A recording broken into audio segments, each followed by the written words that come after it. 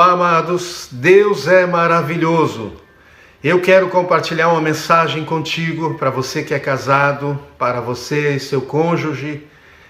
Como você tem andado em unidade, crescendo cada vez mais um com o outro, ou cada vez mais está indo para um lado enquanto o outro está indo para outro lado. Um está avançando em algumas coisas enquanto o outro está parado ou caminhando em outra direção.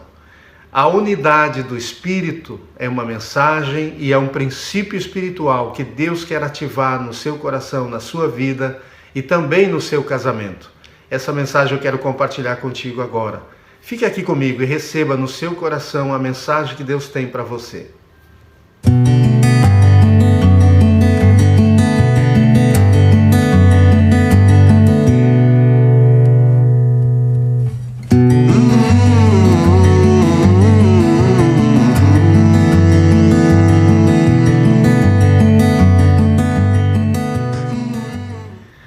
Maravilha!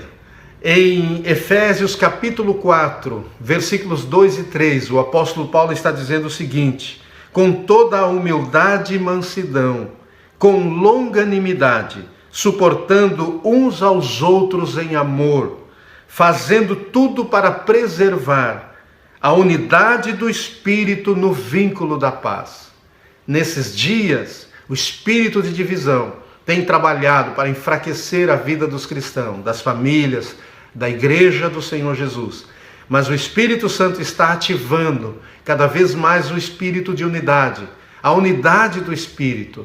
E não há um lugar onde Deus queira mais fortalecer a igreja do que no lar, na família e no matrimônio. Ali Deus quer ativar a unidade do Espírito. Porque Jesus ele nos reconciliou com o Pai. E nós somos um com Ele e um com o Pai. E também essa mesma unidade vai nos aperfeiçoando. Deus é perfeito, Deus é amor.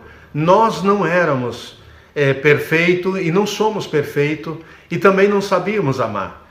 E na medida que vamos nos relacionando com Ele, nessa unidade do Espírito, Ele vai nos aperfeiçoando. Mas esse aperfeiçoamento também tem que ser nos nossos relacionamentos. E não há um relacionamento mais importante depois do nosso relacionamento com Deus, do que o nosso relacionamento matrimonial.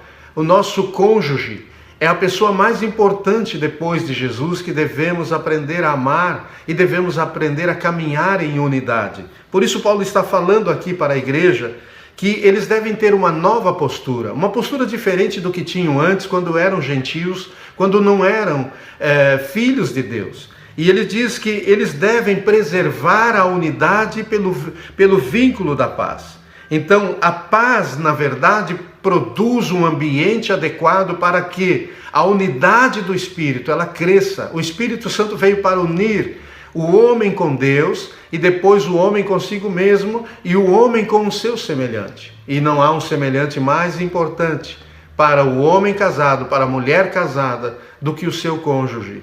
E assim devemos crescer e desenvolver essa unidade do Espírito. Não existe como o homem e a mulher por si só serem unidos e caminharem em unidade sem que Deus molde os seus corações, mude suas vidas e através do Espírito Santo isto é possível, desenvolver relacionamentos fortes, levar o homem a negar-se a si mesmo, a renunciar à sua carne, e a mulher também, e os dois vão sendo moldados, como lá no princípio, quando Deus falou com Adão e Eva, e quando Deus falou com Adão e disse que criaria um auxiliador a que ele fosse idônea, e quando Deus criou, ele olhou e disse: essa é carne da minha carne, e será chamada varoa, será chamada então mulher, e deixará o homem pai e mãe, e se tornarão os dois uma só carne. E esse caminho do aperfeiçoamento na unidade, se tornarão, é algo que está diante de nós, que precisamos cada dia caminhar, dar um passo a mais no princípio da unidade.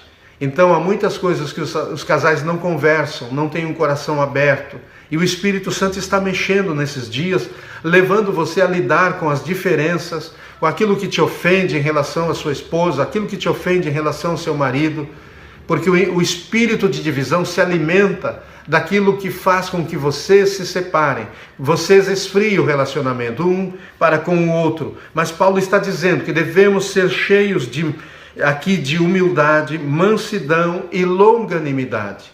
Então devemos caminhar em humildade para podermos fortalecer o vínculo da paz, sermos mansos, crescermos em mansidão. E longanimidade é continuarmos firmes, perseverando, não deixando desanimar o nosso coração naquilo que é o propósito de Deus. Então, vamos aprender a suportar um ao outro em amor. Esse suportar não é apenas tolerar, mas é sustentar, é fortalecer um ao outro em amor. E também fazendo preservar a unidade do Espírito no vínculo da paz. Ou seja, somos responsáveis por preservar a unidade do Espírito. O Espírito Santo veio para nos unir ao Pai e nos unir um ao outro, principalmente no casamento. Mas devemos manter a paz. Então lide com os conflitos. Não deixe o espírito de divisão criar conflitos ou alimentar os conflitos, mas procure Deus e procure o seu cônjuge. Converse firmemente. Trate as coisas que não têm sido tratadas. Converse sobre como você se sente, como ele se sente em relação a coisas que vocês não estão caminhando bem. Converse sobre como um pensa em relação aos filhos, em relação a finanças, em relação ao planejamento da casa, em relação a ter uma economia, uma vida econômica e financeira em unidade, em um só planejamento.